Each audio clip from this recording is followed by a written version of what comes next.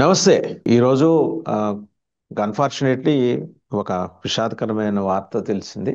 రాయలసీమ సాగునీటి ప్రాజెక్టుల గురించి విశేషంగా కృషి చేసిన విశ్రాంత డిప్యూటీ ఎగ్జిక్యూటివ్ ఇంజనీర్ సుబ్బారాయుడు గారు స్వర్గస్థులయ్యారు. సో వారి కాంట్రిబ్యూషన్ టువర్డ్స్ రాయలసీమ ఇరిగేషన్ గురించి వివరించడానికి మనతో Rayalaseema intellectuals forum convener Purushottam Reddy గారు ఉన్నారు. నమస్తే పురుషోత్తం రెడ్డి గారు. It's unfortunate about the demise of Subbarayudu గారండి. సార్, సుబ్బరాయుడు గారి మృతి పట్ల తీవ్ర ఆందోళన వ్యక్తం చేస్తూ మా ఆవేదనను పంచుకోవాలనుకుంటున్నాను. సుబ్బరాయుడు గారు ఒక సాధారణ ఇంజనీర్గా ఉండి అసాధారణ కృషి రాయలసీమ కోసం చేశారు. నిజానికి సుబ్బరాయుడు గారి మరణం రాయలసీమకు, ముఖ్యంగా రాయలసీమ నీటి సమస్య కోసం, పరిష్కారం కోసం ప్రయత్నాలకు పెద్ద విఘాతం. ఎందుకంటే రాయలసీమ నీటి సమస్య చాలా పెక్యులర్గా ఉంటుంది.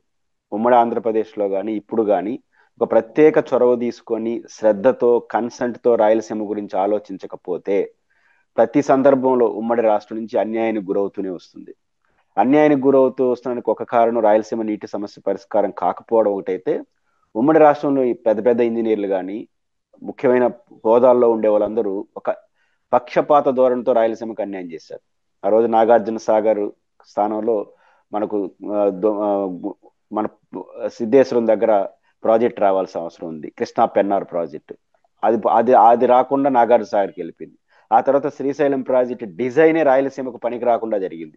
బ్యాక్ వాటర్ వాడుకునే విధంగా, అంటే రాయలసీమ ఉన్న ప్రాజెక్టు కూడా రాయలసీమకు ఉపయోగపడని రీతిలో డిజైన్ జరిగిన నేపథ్యంలో వర్తమాన సమాజంలో సుబ్బరాయుడు గారు వచ్చిన తర్వాత ఇంజనీర్గా చాలా కీలకమైన ప్రాజెక్ట్ డిజైన్, అటు గుండ్రేవల ప్రాజెక్టు కానీ తుంగభద్ర పైన, అదేవిధంగా కృష్ణానది పైన సిద్ధేశ్వరం లాంటి ప్రాజెక్టు కావాలని కానీ, ఇట్లా కీలకమైన ప్రాజెక్టులన్నీ కూడా రాయలసీమకు ఉపయోగపడేట్టుగా డిజైన్ జరగాలి అని పరితపించినటువంటి వ్యక్తి సుబ్బరాయుడు గారు.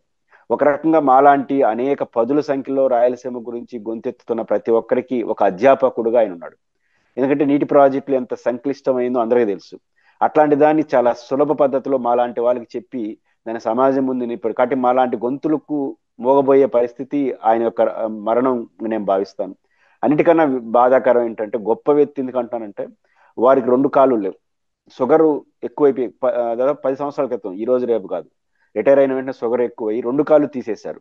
రెండు కాళ్ళు తీసేసినా కూడా ఎక్కడ ఇబ్బంది పడకుండా చైర్లోనే ఉంటూ ఈ 10 ఏళ్ళు మాకు సలహాలు ఇచ్చాడు. ఈ 10 ఏళ్ళు అనేక ప్రాజెక్టులు రూపకల్పన చేశాడు. జగన్మోహన్ రెడ్డి గారు ముఖ్యమంత్రిగా ఉన్నప్పుడు నాకు అనేక సందర్భాల్లో వాడుతున్న సాన్నిహిత్యంతో ఈ ప్రాజెక్టులన్నీ శంకుస్థాపన చేసేసి చచ్చిపోవాలనుకుంటున్నాను, ఆ తర్వాత జరిగేది జరుగుతుంది, అంటే సిద్ధేశ్వరం కావచ్చు, గుండ్రేవులు కావచ్చు, నా జీవిత కళ అన్నాడు. అంటే శంకుస్థాపన చేస్తూ చచ్చిపోతాననేవాడు, అంటే హెల్త్ ప్రాబ్లం వచ్చిన. ఆ రకంగా రాయలసీమ జీవంగా, రాయలసీమ ఆశగా బతికిన వ్యక్తి. మాలాంటి వాళ్ళకి, రాయలసీమ కోసం పనిచేస్తున్నందరికీ ఒక అధ్యాపకుడు లాంటి వ్యక్తి. వారి మరణం అనేది చాలా బాధాకరం. ఖచ్చితంగా వారి కుటుంబానికి సంతాపాన్ని తెలియజేస్తూ వారికి శ్రద్ధాంజలి ఘటిస్తున్నాను. ఖచ్చితంగా వారు ఆశించినట్టుగా మా తరం గుండ్రేవుల, సిద్ధేశ్వరం, రాయలసీమ నీటి ప్రాజెక్టులు ఈ రోజు కాకపోయినా రేపైనా శంకుస్థాపన జరిగి పూర్తి అయ్యే విధంగా చేయడమే సుబ్బరాయుడు గారికి ఒక నివాళులని నేను భావిస్తున్నాను.